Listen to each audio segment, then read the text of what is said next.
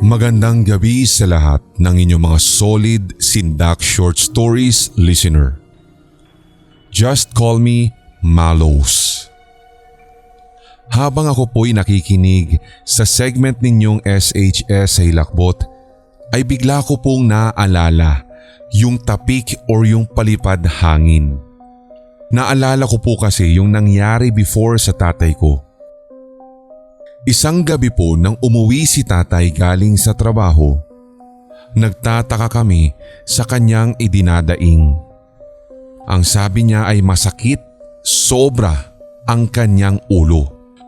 Si tatay po noon ay nagtatrabaho bilang delivery truck driver sa kanilang kumpanya. Idinaing din niya ito kay nanay. Ang buong akala ni nanay nung una ay dala lamang ito ng sobrang pagod o kaya naman ay yung hindi pagkain sa tamang oras ni tatay. Sinubukan nila na patulugin na lamang ito. Pero hindi pa rin po natigil ang daing na iyon ni tatay. Humantong pa nga Sir Red sa iniutos niya na kalbuhin na lamang daw siya dahil naiirita siya sa sakit ng ulo niya. Dito na tinawagan ni nanay si Lola. Si Lola po kasi Sir Red sa kanilang lugar ay kilala na magaling na manghihilot. At sadyang dinarayo talaga si Lola lalong-lalo na nung mga nagkakasakit. Subukod sa hilot, nagtatawas din kasi si Lola. So sinabi ni nanay ko yung nangyayari ngayon kay tatay. Nung time na iyon ay nasa Bicol si Lola kasama yung isang tita ko. Sinabi namin na hindi na kaya ni tatay yung sakit ng ulo niya hanggang sa dinala na nga po ni nanay sa ospital. Ang sabi ng doktor, base sa findings, dengue raw. Binigyan na rin po ng gamot si tatay pero hindi po talaga nawala ang sakit ng ulo niya. Tumawag po ulit si nanay kay Lola. Hindi pa rin po nawawala ang sakit ng ulo ni tatay, kung kaya't napilitang bumiyahe pabalik kinabukasan sina Lola matapos nga po ang tawag na iyon ni nanay. So pag uwi pa lamang nila Lola, agad na tinungo niya si tatay para mahilot. Otomatiko nga daw, pagkahawak pa lamang daw ni Lola sa kamay ni tatay, ay nakita niya na agad kung ano ang problema. Bakit masakit ang ulo ni tatay? Ang sabi ni Lola, muntik na daw na merong maatrasang matanda na nagtitinda si tatay. Umuo si tatay. Umagri siya sa sinabing iyon ni Lola pero iginiit ni tatay na humingi naman daw siya ng paumanhin. Sabi ni Lola, nagalit daw ng husto yung matandang iyon kay tatay kung kaya't sumasakit din ang ulo ni tatay ng sobra-sobra. Dito na nga papasok yung tila nagpalipad hangin daw ang matandang iyon kay tatay. So habang hawak ni Lola ang kamay ni tatay ay parang meron po siyang kinakausap. Nang matapos nga po ito, natanong ko kung sino'y kinakausap ni Lola at ang sabi, kausap niya yung matanda na gumawa noon kay tatay. Pinakiusapan daw ni Lola na kung pwede tigilan na raw po iyon kay tatay, tutal humingi naman na pala ito ng paumanhin o pasensya. Hindi nga lang daw napansin ng matanda ang ginawang iyon ni tatay. Ang mas ikinakilabot ko nga Sir Red ay nung puntong sumagot si tatay kay Lola. Pero yung salita po ni tatay ay parang hindi po siya. Nag-iba din yung boses niya. Paliwanag ni Lola, yun daw yung matanda na muntik nang maatrasan ni tatay. Hanggang sa natapos ang pag-uusap na iyon nila Lola at mismong araw ding iyon, gumaling si tatay na parang nagdahilan lamang. Susulitin ko na po ang pag-send ng kwento and by this time, Tatanungin ko muna ang mga listeners kung naniniwala ba sila sa mga pamahiin, lalong-lalo na ang tungkol sa mga patay. Katulad na lamang yung bawal ka nga daw pong mauna sa sementeryo hanggat wala pa yung ililibing. Nang maganap ang karanasan kong ito, saktong ililibing yung kapatid ng lola ko noon. Narinig ko na sinabi at inutos ni na Tito na mauna na daw kami sa sementeryo o doon sa kung saan ililibing yung kapatid ni lola. Masaya ang aming kwentuhan at nagbibiruan pa nga sina lola, tapos sina nanay naman ay kasama ang kanyang mga kapatid. So after po ng ilang araw, bigla ay may tumawag kay nanay. Tinambangan raw si Tito kasama ang asawa niya nang makalabas sila ng gate. Unfortunately, Sir Red, ay nasawi po si Tito dahil sa tama ng bala ng baril. Si tita naman po ay maswerteng nakaligtas at nagtamo lamang ng sugat, pero ang pinaka-target talaga ng killer ay si Tito. Nung nakaburol na nga po si Tito, naisipan po ni nanay at nung kapatid niyang bunso na i-play yung video nung libing ng kapatid ni lola. Nang mapanood nga po namin ang video, particularly lahat ng mga videos ni Tito, nang hilakbot po kami. Iisa ang aming napansin. May kuha po kasi siya doon na nakapolong itim at naka-necktie na itim din. Pero nung time na iyon, alam ko at alam naming lahat na hindi ganon ang suot ni Tito. May kuha pa nga po si Tito noon na parang naging usok siya. May part ng mukha niya na parang bungo na lang. Tapos nung ini-rewind po namin yung tape ng video, nasira yung videocam. Hindi na rin playable yung tape. Ang sabi nila lola ay baka isa po iyon sa pangitain na mawawala na si Tito. Kaso late na nga po napanood yung video dahil kung sakaling maaga nga po naming napanood ito, maaaring napag-ingat pa si Tito. Sabi pa nga po nung pinsan ko na anak ni Tito, napansin din daw nila na ilang gabi bago tambangan o paslangin si Tito ay kapansin-pansin ang mga alulong ng aso nila, lalo nung paalis na sila nila tita. Doon na nga po nagkagulatan ng lahat dahil wala pa nga daw din pong halos 1 minuto pagkalabas nila ay nakarinig na sila ng mga putok ng baril at nakita na lamang nila ang kanilang ama na nakahandusay sa harapan ng kanilang bahay.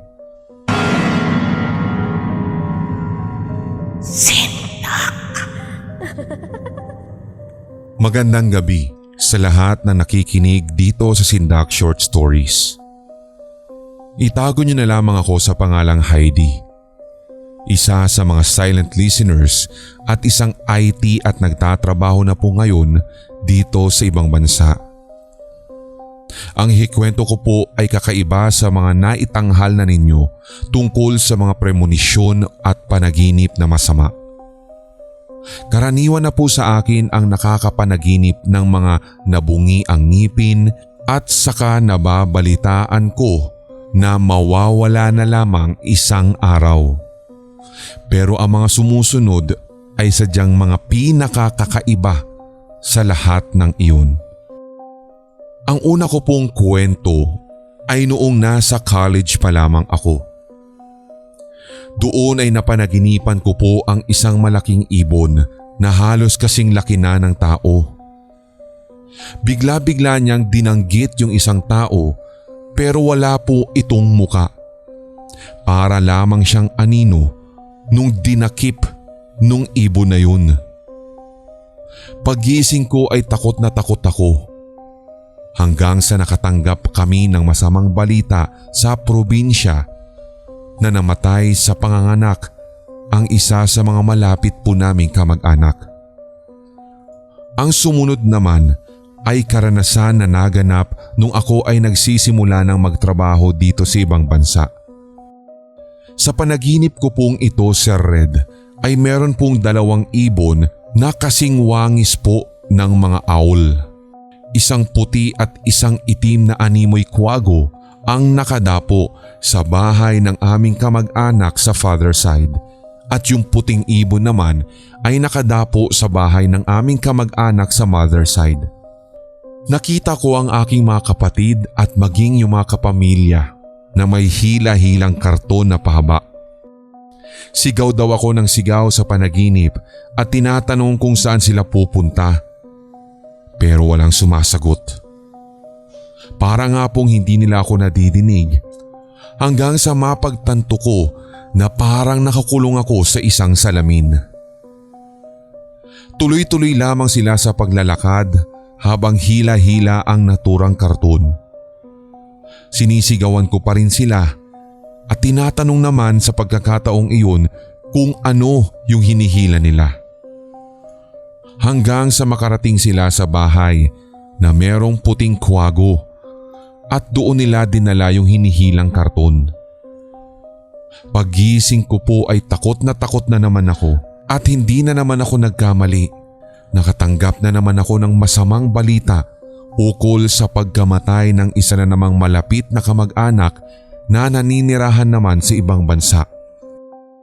Nais daw nito na maiburol sa Pilipinas kung kaya't iuuwi ang kanyang bangkay. Pero sa kasamaang palad, gawa na rin ng trabaho, hindi ako nakauwi para masilayan man lang siya sa pinakahuling pagkakataon. Ang sumunod naman ay bago ang pandemic. Nakapanaginip ako ng isang madilim na lugar at mukha po itong disyerto pero malamig ang panahon. Doon ay nakakita po ako ng 2 babae. Yung isa ay may hawak ng sanggol at ibinigay niya ang bata sa isa pang babae. Inabandona niya ang bata at yung babaeng pinag-abutan niya doon sa disyerto. Nang sumunod na araw ay nagsimula na ang lockdown at naiwan ang pamilya doon at matagal akong hindi nakakauwi. Ilang kaarawan at ilang New Year nga ang lumipas nang hindi tuloy ako nakauwi. Ang pinakahuli ko naman pong kwento ay noong kasagsagan na ng pandemic na kung saan napanaginipan ko na nakapila kami sa isang malaking parking lot na mahaba talaga ang pila. Habang papalapit kami sa unahan ay babalik na naman kami sa pila. Hindi matapos-tapos. Hindi ko alam kung ano ang pinipilahan ko pero dapat daw ay makakuha kami kasama ang aking pamilya. Takot na takot ako nung araw na iyon ng paggising ko. Sumapit ang gabi at nakatanggap kami ng balita mula sa aming kamag-anak na nagkasakit ang isa naming kamag-anak at dahil punuan ay mahirap makahanap ng pwedeng magko-confine na hospital sa kanya. Hanggang sa tinawagan namin ang lahat na makakatulong at yung mga alam namin na koneksyon sa loob ng ospital pero bigo kami. Hanggang sa nagkaroon ng bakante sa public hospital, ngunit doon lamang siya inilagak sa mga tent sa labas ng ospital na iyon at doon nga mas lumala ang kanyang kondisyon. Hanggang isang gabi nga po na naginip na naman ako at nakita ko yung isang babae sa isang kabaong at merong picture frame. Natuon ang aking atensyon sa gawin ng picture frame. Napasigaw daw ako sa aking panaginip at sinigaw ko rin yung pangalan ng anak ng aking kamag-anak na may COVID. Noong araw na iyon ay talagang hilakbot na hilakbot ako. Hanggang sa isang umaga, ibinalita sa amin na in-incubate na siya at lalagyan na nga daw po ng tubo hanggang sa matapos nga po ang buong maghapon. Akala ko'y wala lamang ang aking panaginip. Akala ko'y wala itong nais ipakahulugan. Ngunit kinagabihan, masamang balita na naman ang aking natanggap at pumanaw na nga daw po ang kamag-anak kong nasa ospital. Hanggang sa puntong ito, Sir Red, ay hindi ko alam kung maniniwala kayo or sadyang nagkataon lamang ang mga kamalasang ito. Hindi ko rin alam kung yung mga panaginip kong iyon ay sadyang premonisyon or kaya ay naghahatid lamang ng kung anong ibig sabihin. Hindi ko nga din po maikokonsiderang gift ang nangyayaring ito at niwala din po akong kabalak-balak na i-enhance ito.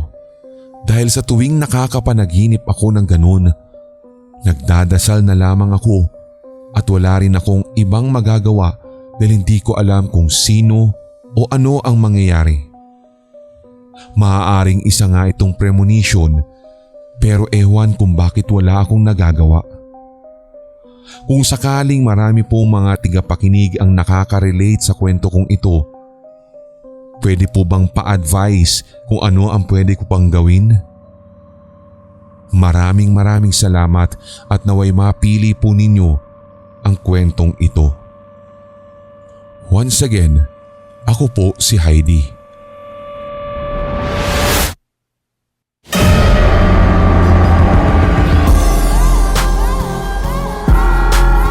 At inyong napakinggan ang tampok na one-shot Tagalog horror story. I-like, mag-comment at i-share ang episode na ito sa inyong social media, mga certified kasindak.